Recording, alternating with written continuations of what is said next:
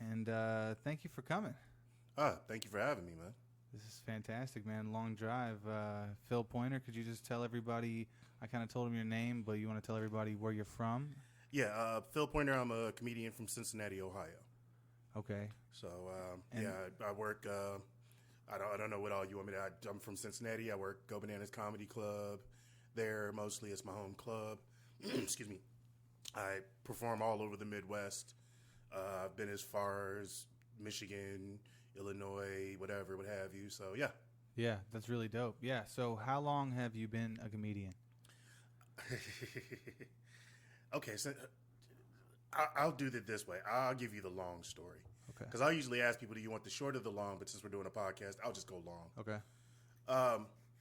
The long story is I tell people that I've been seriously at comedy for going on 7 years. Okay. The rest of that story, though, is the first time I ever told a joke on stage was approximately 2003, 2004. Yeah, because I'm from Cincy originally. I went to school in Alabama. And while I was down there, I got to a point where that's where I actually started comedy.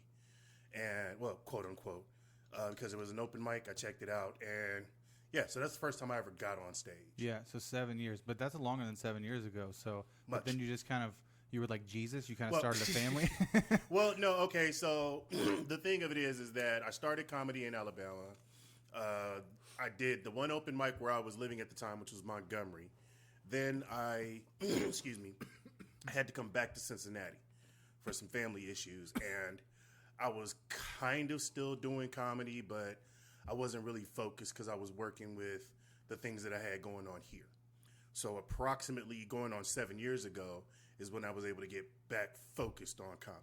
Okay. So and start making some real, like, improvement on not just my own writing and performance, but also getting more into the, for lack of a better way, to the community of comedy as a whole. Yeah, and kind of getting your foothold there in the Cincinnati area. And Bananas is a great club, by the way. Shout out to all the people who frequent Bananas and all the staff. Oh, yeah. Those guys are great. Wow, that's dope. I guess you kind of touched on it there, as far as how long. But so how exactly did you get your start? Can you kind of touch on that a little bit more? Yeah. So and that's I was thinking that you may ask me that, so I didn't want to jump ahead. Okay, that's in awesome. anticipation of you possibly getting to that question.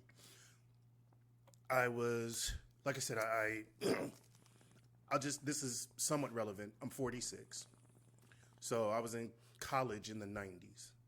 And I went to Tuskegee University, which is in Alabama. And I was down there in school for way longer than I should have been. Because I actually, which I hope I'm not stepping on a future question here either, did not start smoking until I got to college. Okay. So I had gotten to a point in my life where I wasn't in school any longer. I was working a job that I didn't really like and was trying to figure out what I wanted to do with my life. So I bought a notebook and started like, well, let me write out some ideas and see what I can come up with, see what I can do next. And mind you, I'm in my 20s now, like late 20s. I'm like, okay, I used to rap in high school. As part of a group and everything. We made, some music here and there, some songs. So I was like, hey, maybe I can get back into rapping. So I started like taking my notebook, trying to start writing raps.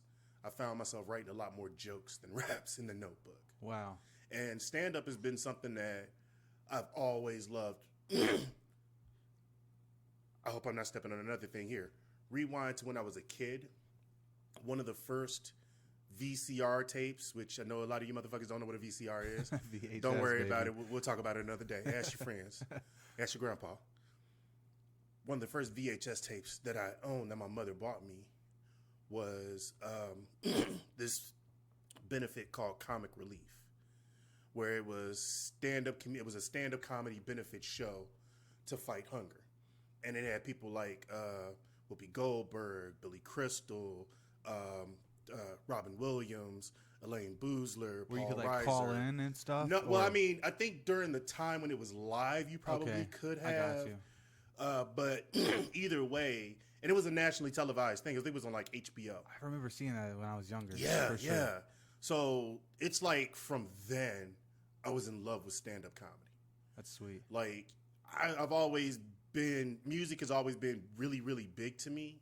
So I really wanted to be in music, but It's so crazy. I mean, yeah.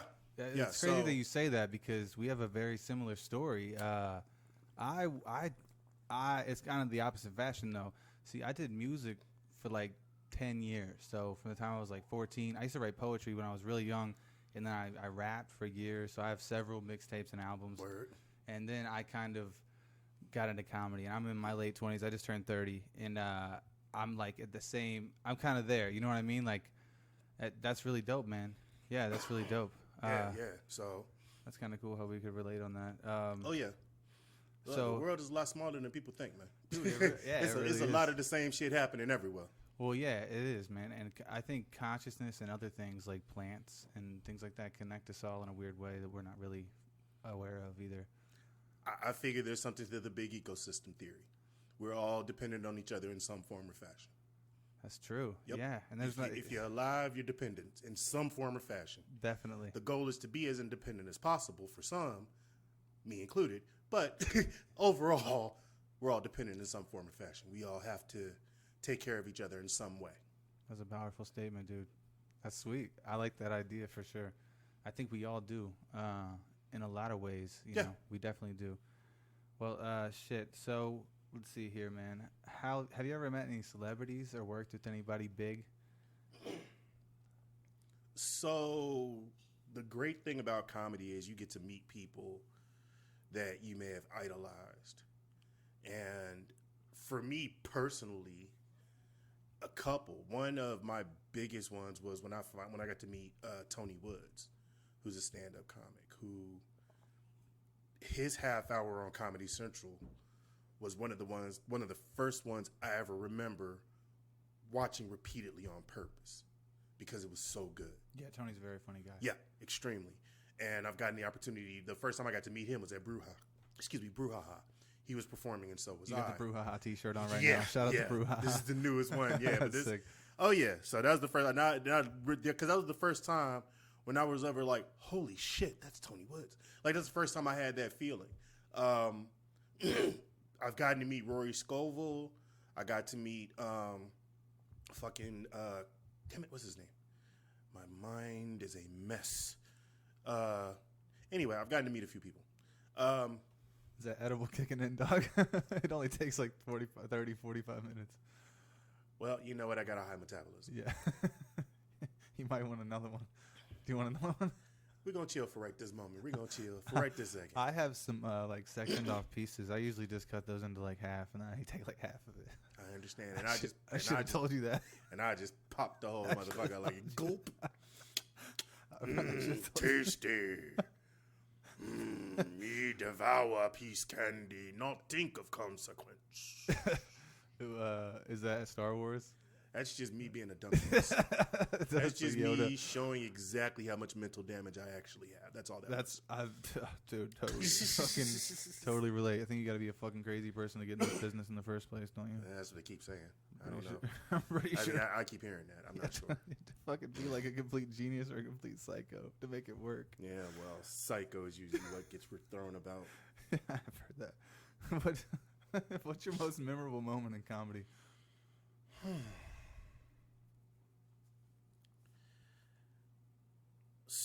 So it's kind of a good and bad one for me. It's the first time I advanced in the contest at Go Bananas, the funniest person in Cincinnati contest. How long were you a comic at that time? Oh, this was this year. Okay, dude, that's dope. Yeah, I literally in my record in that contest for advancing past the first round, I am 1-5. So I did it 5 years in a row and didn't advance past the first round. Damn. And then year 6, semi-pro division, I make it. And it made it with a joke that at the time was maybe about a week old. Yeah, about a week and a half old. I just wrote it and just started doing it in mics, trying to smooth it out. And actually that night I did a line. I closed that bit with a line that I'd never used before, that I had thought about like maybe that day or day before. Like, next time I do that bit, I should say this line. So I had no idea it would work. fucking killed. Yeah. So, and it's a big moment for me because I finally got that release to be able to advance in the contest. Unfortunately, the other side of it, my mother had just passed away maybe a month before. And she's only been able to go to one of my comedy shows. And this is way back in like 07, 08, when I was still just in and out, in and out. So it was a big moment for me that she didn't get to be a part of. So that's why right now it's the most outstanding. But I mean, maybe because it's one of the newest, or what have you. Because I've had some other moments where, like the first time I really got a room on my side, that's a great moment. The first time it ever happens. I mean, you can do open mics, you do new shit. Some of it gets laughs and giggles, some of it doesn't. But then you actually get like the opportunity to do a 5 or 10 minute set, and you're getting laughs the whole fucking time. Yeah, because they believe in you. Yeah. And they're like, this is a professional comedian. Yeah. And then it's the laughs that you wrote. Like, okay, I know I'm going to get a laugh here, and it gets it. And then there's some other little stuff that's like, okay, these should get some, and they get them. Like, that's fun. Like, that's the first time that ever happens. It's like, ooh. It's a sport. And I think it's like a mental chess game with the audience and yourself. It definitely is, right? Oh, yeah. It's like you go out there over and over. But it's not. I've heard it described as like it's not basketball, so it's not a football. It's a sport to where you don't have the same size crowd every time. You don't have the same size ball. You have to manipulate it every single time. It's different every single time. Every play that you make is different. The fact of the matter is that if you're going to relate it to sports, and this is me talking, I could be wrong. My analogy of it is it's like golf. Okay. Because the only person that can beat you is yourself. I mean, don't get me wrong. The audience is going to be there, and not every audience is going to get you. Sure, we can say that, but that doesn't account for very much. Yeah. You can say that you were. I mean, no, not fucking. You can say, but it's ultimately up to you.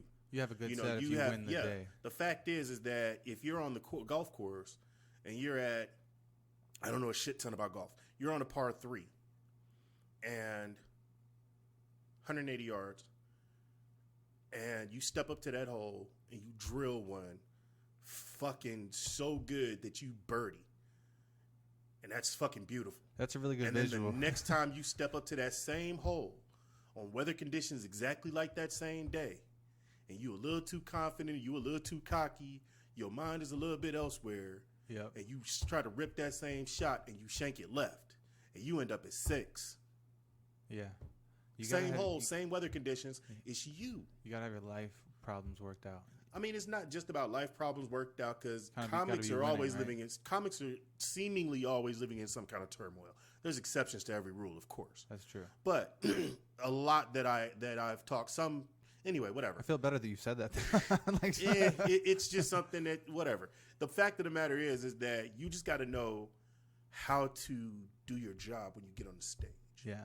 Because that's what it is. I mean, don't get me wrong. We have a ball up there. I have a blast when it goes right. But it's a job. So I'm at work when I'm up there. So you got to be able to do whatever you got to do for your home life and still go up there and go to work. Yeah, that's some good advice for some young comics out there listening, or anybody out there listening, and for myself. That's some really good advice. Where do you get your inspiration when you're writing your jokes typically? I'm the worst kind of writer ever. I'm the worst kind of writer to exist because my shit, it doesn't come often. So I usually am few and far between. But like when something comes to me, yeah, sure, I'll play with it and tweak it and fuck with the idea. But if something hits me, that's like I have stickers. I gave you one. My Henny Shine joke. That one was just thinking about me marrying my wife. You know, she's white, I'm black. You know, I make a joke about, somebody from my family would bring Hennessy, somebody from her family would bring moonshine. They bump into each other and mix them together like the old school Reese's Peanut Butter Cup commercial. It's a great bit. You know, and then they're taking shots of Henny Shine and singing Friends in Low Places to a Lil Jon beat. You know, that's that's the joke. And that was just literally because I was just thinking about what my wedding was going to look like. Yeah. It's just a thought that occurred. I have a joke about the movie Get Out, where I start the joke talking about how a bunch of people would ask me over and over again because we got engaged around the time the movie first came out. And so a bunch of people used to ask me like, oh, have you seen Get Out? No. Why not? You marrying a white girl? Why haven't you seen it yet?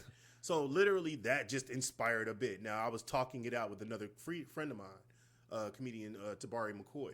He and I talked it out one night in the back of the comedy club on a Wednesday night for the Pro-Am.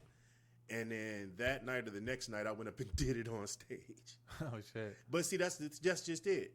When I did it on stage that night, I've tweaked it a little since then, but it's pretty much the idea that I started with, which that's why I say I'm the worst kind of writer. You can't always go with that because it's not always going to work. Yeah, there's something to be said about that, though, when you like just believe in yourself and your ideas too. Though it's not that trust me, it's not really about believing in myself. I hate the physical act of writing, like pen to paper. I can't stand it. But when you hear a good joke, even if you just made it up, it's a good joke, right? Yeah, you're like if it's written in proper format and you're hearing all the signs of a good joke. Yeah, I guess I've always been told there's some merit to actual writing. Even if it's just free form writing, just stream of consciousness, just to get ideas flowing so you can find the joke. Like that's even an option. But I talk it out because I talk to myself quite often, like a crazy person would. Same. And so, yeah, I get in a space where I can talk out loud and talk out the idea. That's sweet. Yeah, I talk to myself sometimes too, actually, a lot.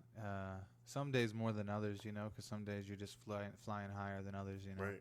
I am working on the pen to pad thing. I am working on the pen and paper thing. I know it's something I need to try to work on, so I am working on it. But what I like to do and help me, I think it helped me in college too, is I like to do it twice or maybe 3 times, and then kind of have it in the phone or even just like some pointers and punchlines, and then go and write like 500 words or 1,000 words one day if I can get an hour or 2 to myself. Right. Well, I have a hard time scheduling that time, but I should definitely do that more instead of doing it sporadically. That's a good. Yeah, I can dig it. That'd be a good point for me. Yeah, because I think that it's not just about having experience or being really funny or really any of that. It's about being an overall good comedian, right? Oh yeah, and in full disclosure, I do have a notebook. Yeah, a little notebook that I carry around in my back pocket and an ink pen that I carry around in my front pocket, where if an idea pops into my head and I'm out somewhere, I'll write it in there real quick. So you're Eminem, come back to it. So don't get me wrong. I'm not 100% anti, but like I have friends that have filled up notebooks writing. And it's an accomplishment they're proud of. And I see them being praised by other comics for it, both regionally and some touring headliners we've met. Yeah. Like, hell yeah, good for you, good shit. And it's like, yeah, I can dig it.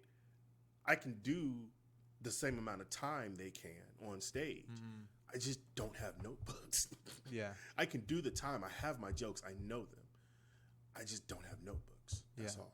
How long did it take you to start doing like 20 minutes at a time? Until you could really get up there and be comfortable. How long? A few years. Like 3, 4? I do. I mean, to be honest with you, the messed up part about it is that with the way my shit works, I've been able to do 20 minutes before, and I do 20, 30 minutes now and do like almost none of that old material. Yeah. So it's like, I guess the point is that when you ask me when did I realize I could do it, when somebody pointed out to me that I could do it, yeah, or when somebody was just like, "Hey, do this amount of time," and I was like, "All right, well, I got to pull out everything I got," and then I looked down at my timer because I got to audio record all of my sets, and so the good thing about the recorder is there's a timer on the face, and it's like the first time when I looked down and I was like, "Whoa, wait, I'm at 18 minutes and I still have 2 jokes that I want to tell that I know are about 5 minutes together." Like, it just kind of snuck up on me is what I'm saying. Like, I never was like, okay, I got to put together a 20-minute set. I just was like, I'm just keep writing. Good, This is something new I want to try. Let me throw this in. Okay, this is something new. All right, I know if I got this much time, I can't do this one anymore because I want to do this new one. Yeah. So it wasn't even about I'm building 20 minutes. It was about, oh yeah, I just got all these jokes. Yeah. So I think I can get there, yeah. It was just like a comfortability level. Yeah. And then you think a lot of people get pulled into it like that, where it's just like, hey, one day you just got good. You know what I mean? You think that's just kind of how it is? I mean, It's like one day you're a headliner and one day you're a feature and you're hosting still, you know? I don't think I think it's, understand this. How I built time like that, to me, that's my way of thinking. Okay. That's the thing about my opinion is that's the thing about this business. It's a business of creativity. So sometimes it's easy to get lost in the artistic side of it than to look at, and this is just my analytical head. Some other comics will tell you something that works perfectly fine for them that's contradictory to what I say, and I say there's absolute merit to their way of thinking. 100%. Because in this business, there's no right way to do anything, but there's a bunch of shit that does not work. Okay. And that's the only way to think about it. Like, there's a bunch of shit that does not work, but there's no one right way to do it. So therefore, what works for somebody else won't work for me. And in my mind, I'm like, look, yeah, sure, I want to build time. I want to keep writing jokes because I want to keep having new material. But I want to keep having new material so that I can get booked in more places. Mm-hmm. So that one day I can be opening for somebody here, opening for somebody there. Okay, now all of a sudden I'm featuring in this club here. I'm featuring over there. Like, there's still a goal to it. There's still a driving, motivating plan to it. Yeah. Now, how you go about your plan is up to you. But with me, I'm like, everybody's got their own way of thinking, and a lot of people think about it like that. I want to try to get those better, or even whatever your goal is. Yeah, Because there's so many different goals. I don't want to sit up here and try to name. No, that's dope though. Yeah, no, I'm glad that you're sharing, man. That's dope. So, we've talked a lot about your comedy. We talked about your joke writing, where you're from. We kind of touched on where you went to school. I think that we can kind of open up now and talk about some marijuana and just kind of just the legalities of it and stuff like that. I suddenly feel like this is a setup. As you know, are you wearing a wire? What the fuck? There's 4 wires connected to this recorder. I'm not comfortable. I'm certainly not comfortable with all these microphones and recording devices. Can we please turn this shit off and set it outside for a minute and then we can talk? Yeah, well, I'm pretty high already, so that might be a bad idea. It's gonna be hard to edit this. There's cars going by and stuff. We're gonna have a hard time with the background noise. I understand that idea, but then let's just move on then. All right. So I just want to ask, have you ever smoked marijuana before? Does tonight count? Yeah. Then yes. If this is your first time, that's okay too, because we have been smoking a little bit tonight. The viewers couldn't see that, but I think they might have been listening earlier. This is my very, very first time ever. Before this never occurred before, ever, I swear. So do you want to share the first time you ever experienced marijuana? So as I kind of, well, no, I didn't kind of my ass. As I stated earlier, I did not. When I was in high school, I didn't smoke. I didn't drink at all. Nothing. Mainly because I had asthma. So therefore, I couldn't really smoke anything anyway as a kid. And it was bad because it was coupled with allergies and such. So all of that was out for me. Then I got to college, and when you're in your late teens, early 20s, and shit happens, sometimes you feel like your world is collapsing when really it's just a minor situation. Yeah. But that was the first time I ever drank. And then I joined an organization I got around some people, some friends of mine that did smoke. And so that was the first time I smoked because they did it and I was curious about it. And I was like, hey. And they were like, whatever. And so I was able to, through that. And, you know, I mean, it turned out to be. You were just in college, like at a party? I mean, it was just how were they being around friends who, when they hung out, that's what they did. They constantly just chilled and talked to each other, kind of like what we're doing now. Yeah, and just passing around a blunt. And, so it was eventually like, yeah, sure, you know, let me try. Yeah. You know, and so. Would you like to try this? Yeah. And then the first time I ever got really, really high. So I had a roommate at the time. I was living in college. I had a roommate. We had a house. You know, we were renting a house at the time. And we had this big ass TV that a previous tenant had left. So on this big ass TV. We're watching. If you ever want to see something that's visually nuts to watch and awesome, it's a pretty good movie. It's called Shaka Zulu, and it's the story of the British colonization of Africa.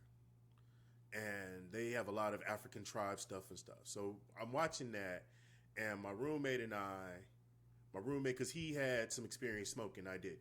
So he was like, "Look, if you really want to get high, we'll smoke, and I'll make sure don't shit happen to you." All right, cool. So we smoked, and this was the first time I ever got super high. How'd you guys smoke? Like bongs, joints, blunts? Blunts, what, yes. Wraps or? Oh no, this actual, is like, no, dude. This is the '90s. So we're talking and about Swisher, we're talking about Phillies, dude. Phillies. Yeah, Phillies. I think it was the Phillies or Swishers.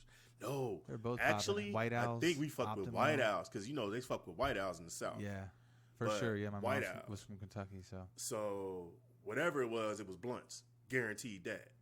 And I am living in Alabama. Family's in Cincinnati. I'm first time in my life really, really fucking high. There was a point where I was in a room by myself because my homeboy went off in another part of the house doing whatever. And I was sitting in the living room with Shaka Zulu playing in the background in the fetal position, convinced that my mother was going to come down the steps and catch me smoking weed. Holy shit. Was she around? No, she was in Cincinnati. She was nowhere near me. You got yourself so paranoid and worked up, dude. So fucked That's up. a hallucination, isn't it? Kind of. You know what? I don't know what the fuck it was. It was terrifying. That's what the fuck it was. Dude, I know. It was scary as shit. No, I mean, you can register it as a hallucination, sure. But the thing is, it's not that I ever saw her. Yeah. I never physically or visually, that's a good word. I never visually saw her, but I was just convinced that she was up there and about to come down. You had created a movie in your head, and you were at some point in time, I figured, mentally the image was her walking down the steps, sure. But it's not like I can say, and I turned around and there she was in the doorway. No, that didn't happen. Exactly. So it wasn't a hallucination that I saw her. Just mentally, I was just like, oh shit, she's going to come down those steps. And I'm imagining her angry coming down, or not even necessarily angry, coming down and catching me and being surprised and disappointed. Yeah. Because my family is definitely not on board here. Yeah. So I think that if any of them happen to listen to this podcast, they'll find out, and that would be kind of fucked up, I think. But yeah. Sorry. Well, I hate to break the news, folks. Hey, just, I'm sorry. I apologize. Bill's a But really guess good what? guy. I'm not a fucking robber. Yeah. I'm not a fucking on the corner addict or no shit. No, dude. And honestly, just as a mention, just because of the nature of this podcast, and just for me personally, I am one of those people that is literally terrified of anything stronger than weed. I've never fucked with anything else. Yeah. Nothing. Like, so dabs, no I still hallucinogens? consider THC. So I'll say I've never fucked with anything other than THC. Yeah. No coke, no pills, no Molly, no nothing. Yeah. And truth be told, being 100% honest, purely out of fear. Yeah. Because I know I have an addictive personality, and if I fucked with something that strong, I don't know where the fuck I would be at. And Yeah. I don't want to test the theory, and I've seen too many horror stories. So I'm just like, yeah, I'm cool. I'm cool. I have too many friends that are on the other side of that shit for me to be like, yeah, but I think I may be able to handle it. Like, no, that's okay. I got too many good examples of why it's not a good idea to start. It's not for everybody. No. And this podcast doesn't advocate drugs. This is just, just a disclaimer. I know you know that. Oh, But I wasn't it's even one of trying those to things. address anything else. I was No. just talking about me personally. Oh, no. But I feel always say that. But people always have horror stories. And I've heard them too, dude. Like, it's not for everybody. It's kind of silly to say that it's for everybody. It's just like coffee's not for everybody and shit. Like, sometimes, it's not. You have a bad reaction. And, it's not meant for everyone for sure. So Definitely. And the fact is that, you can't, automatically assume that something is going to affect someone in some way just because of you personally or someone else that you know, your experience. Like, your experience, there's merit to it, of course. You have to rely on your own experience. Yeah. That's how we learn. But you also have to be open to the fact that there are so many variables in life as a concept that you can't definitively nail down with any kind of consistency what something is. Well, no, not with some kind. You can't nail it down 100% every single time. Like every single instance is not going to be the same. It may be the same 98% of the time, 99% of the time. Hey, that's fucking awesome if we can get that. It's super new. But unfortunately, well, I mean, I won't even say that it's new. Use. Oh, marijuana. Yeah. Got you. Well, I mean, and that's because of the stigmatism that's been placed on it, which I don't know all the history, dates, names, times, what have you, but I don't know exactly. It's been there was a calculated effort against marijuana that put it on the Schedule 1 list. So yeah, it puts it with drugs like heroin, and basically it's saying it has addictive properties. So it was this guy named William Randolph Hirsch, I believe that's his name, and it was sometime in the late 1800s, like the 19th century. And he was a tobacco farmer, I believe. Hearst. Well, yeah, William Randolph Hearst. So he was a tobacco farmer, or possibly he owned a newspaper, and the tobacco farmers were lobbying. Okay, William Randolph Hearst owned a newspaper. Because his daughter was Patty Hearst, the woman who got kidnapped and then turned revolutionary. Gotcha. And then when they got caught, went back to kidnap victim. Yeah. But the fact is that they were running stories he about. He was. I believe, again, I don't know all the names. I just know that for something like that to have occurred, and I want to say it was under Nixon that turned it into a Schedule 1. Well, was it Nixon? They made it illegal. I'm not sure. Maybe I think Nixon made it illegal. Nixon changed some laws, but they made it illegal in the 20s. Yeah. For whatever reason. That's right. I don't know what the legislation is. I need to do my research on this for sure. Don't for things like this. This is important. Here's what I'm saying though. The fact of the matter is that you're not going to get anything done like that without a media arm to your movement. Yeah. So if you have one of the biggest media, and I'm not a big conspiracy theory guy either. I'm really not. It's not a conspiracy. I'm just like, men have orchestrated plans to take over the world since the beginning of the world.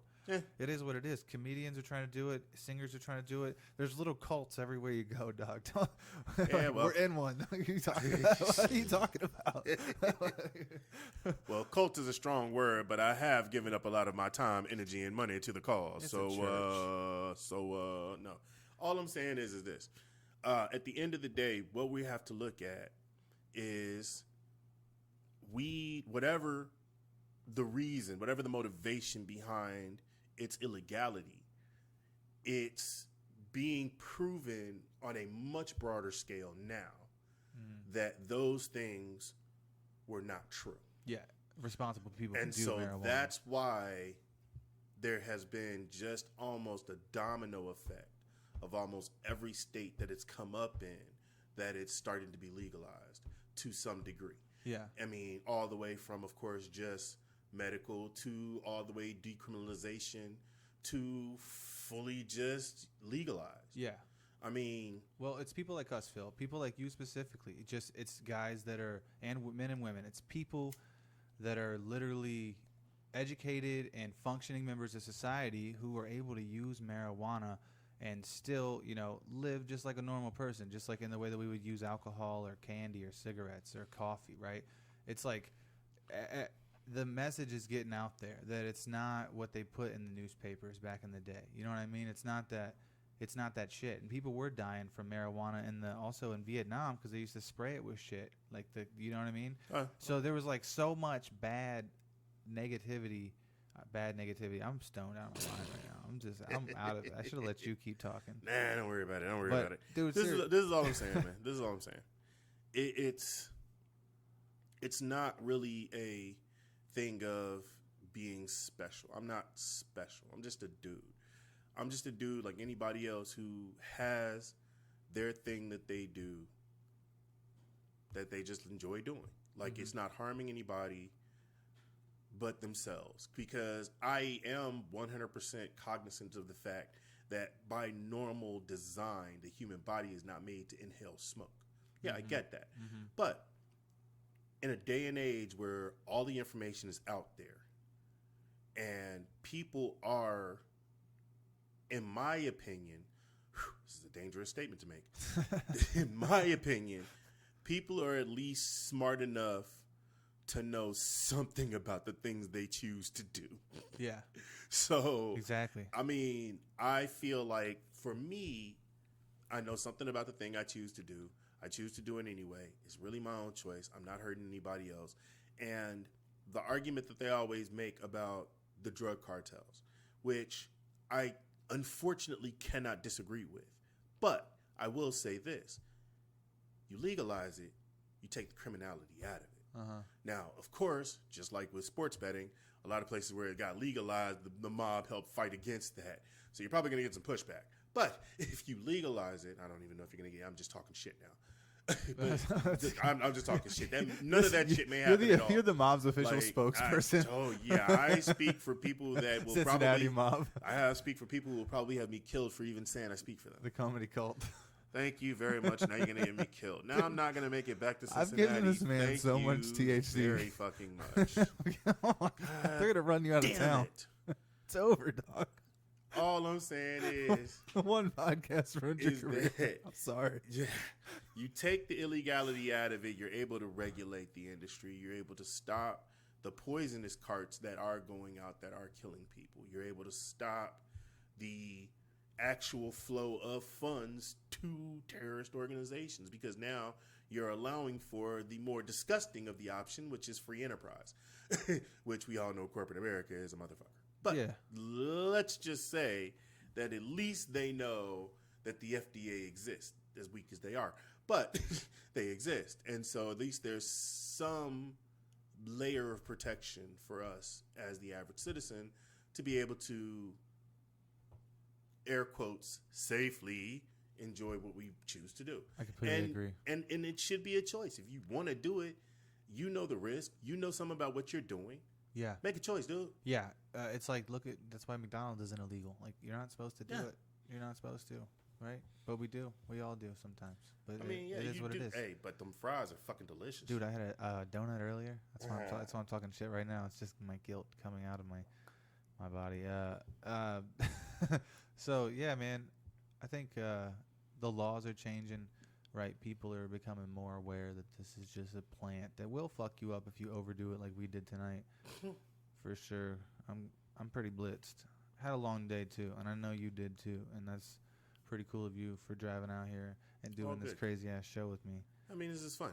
I've had a blast. This is a new idea, and so what's a good idea? Yeah, so I guess I kind of know how you feel about marijuana overall. I know that you also have never done psychedelics.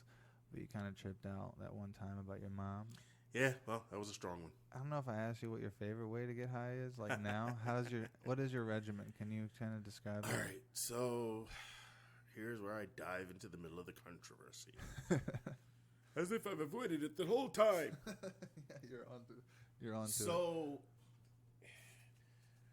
here's something that we kind of touched on before we started recording. I am married. My wife does not smoke at all. Doesn't do any. My wife. Okay, here's what my wife does. My wife drinks approximately twice a year. Doesn't smoke. Doesn't do anything else at all. Period. When we met, going on 6 years ago, she said, "Look, I don't want to date anybody who smokes anything. Period." I was at a point in my life where I was smoking weed at home a bunch. And yes, I'm getting to answer your question. I know I'm going the long No, dude, please. Take. We got all night. So yes, listener, I'm getting to the fucking point. I know. Come see my comedy. You'll fucking understand. You'll laugh your ass off, but you'll fucking understand. Come see Phil's comedy. That's a good idea. So I was at a point in my life where I would just sit at home and smoke blunts by myself and watch TV. And I wasn't really going to mics a lot and what have you. And I was like, yeah, no, this shit's got to change. So I started trying to go out more, but you can't smoke when you're out. And I don't know. I was just like, yeah, I got to break free. And I know this sounds kind of weak. It was like, it was her. But the fact is that when I met her and she said that to me, it was kind of like, I want to be in a relationship now. I see something in her that makes it worth it. And so for the first year of our relationship, I quit smoking altogether. And in all honesty, I had started making strides in the year or two before I met her. I really saw that taking that year off helped me get some financial aspects of it together. But after that year was up, she was like, okay, well, I see that it's not that big of a deal for you, but I just don't want you to smoke it around here, and try not to come home smelling like it. And this is where I come to answering your question. That's why I like the vape pens, because the smell is very, very minimal. It doesn't really hang on you like the flower does. Don't get me wrong. I still like flower. I have no disagreements with it at all. Mm-hmm. But the convenience of the pen, that you can walk around and just keep it on you. And, I mean, it's like anybody else with a pack of cigarettes in their pocket. Mm-hmm. You know what I'm saying? So do you think it's more like a hobby or more like a vice, in your opinion? Like maybe for you? Never thought about that. I guess if I had to really sit down and take a long, hard look at it, I would say I want to say it's a hobby, but I might have to be honest and say it's probably a vice to me. It's probably like cigarettes are to some people, but I also want to believe that, and I'm going to stress the words "want to." Like, for instance, I still have a day job, and I don't have to take a cigarette break at my day job. You know, I'm okay until I get back home. Same. So that's why I'm just kind of like, yeah. I don't want to call it a vice, because if I can't, it's not going to kill me. I'm not going to get the shakes. I'm not going to be banging my head against the wall. Like, I'm going to ask people when I see them, anybody who I know, hey, do you know something? Do you know something? Right. But it's not going to have the physical withdrawal effects that cigarettes would have. It's one of the coolest things about it. Right. It's what keeps you coming back. It's because you don't have to. It's one of those things. You're like, this is kind of just fun. If you ever, my dude, I guess this is kind of, might be something illegal, but my dude had a couple years ago, had a grow thing in his, like a room in his house, right? And so I got to go in where the plants were. I don't know why I'm saying this right now, but I was like, I was so high, and I could feel the vibe of the plants. I was like, the room was like whatever temperature it needs to be for it's like 65 or 75 degrees or whatever, and like the fans were blowing. He was like spraying like them with water, and it was such a cool, peaceful environment. And it was the first time I understood what weed really was, because I was like, damn, I was like, that's why it makes you feel like this. If this is the optimal temperature to grow it in, like that's the way I like my house to feel, dog. Like, you know what I mean? Like 73, 74 degrees, like kind of you got your, humidifier going. It's like, it's nice. It was like a cool, like place to grow up, right? Even though you're only gonna be living there for 3 months or whatever. It's like, and I felt like I was I was like the plant in a weird way. I was like connected to it, and like, so I don't know. I think I don't know why the fuck I even told that story, dude. I am baked out of my fucking mind, dude. This went sideways. I've stayed sober for like the last 3 interviews, and I was like, dude, we're gonna get blitzed tonight because I had a long Monday. It's fucking Monday as fuck. We've been going for almost 45, man. I don't know if you got any shows coming up. This will be out probably like late January. Late January, okay. So if you like to plug some gigs, let's see. Tell people where they can find you too. Well, first of all, I'm Phil Pointer. You can find me on social media. I'm on Facebook, Instagram, and Twitter. Although Facebook is the one I use the most because I'm fucking old. In February 1st, I will be at the Oxford Community Arts Center in Oxford, Ohio, with a very funny guy, Dennis Piper, and I'm doing a show at the Fraternal Order of Eagles in Cincinnati, Ohio, in St. Bernard, actually. Cult. But it's a comedy show there run by a friend of mine, David Broerman. I'm doing that that is February the 29th, Saturday. So, yeah, those are the 2 that I have that far out. Yeah. Well, okay. Sorry, I don't mean that far out. Those are the 2 that I have right now. I have other dates that are on my Facebook and my Instagram and my Twitter because this will be coming out. So I'm saying that far out. we're not supposed to be saying that we're recording this Yeah. so far in advance. I don't know. I always say it too. I'm like, hey, this won't come out for like 3 weeks, and people are like, I'm trying to get some. I'm getting some in the can. Yeah, It's like a whole yeah. We could talk off air, but I can dig it. yeah. But no, yeah. So yeah, that's what I have coming up in that time frame right now, and I am continuously scheduling. So stay tuned. Well, Phil, I really look up to you, buddy, and I appreciate you coming to do this with me today. And man, yeah, this was a really good interview. I'm gonna send you this, and you guys should follow Phil. Check out his social media, and if you're gonna be in the Cincinnati area, check out those shows coming up in February. Oh, and I'm always at Go Bananas Comedy Club too. So check me out there on the Wednesday Night Pro-Am. Hit the website gobananascomedy.com. Yeah, for reservations and lineups and other great shows.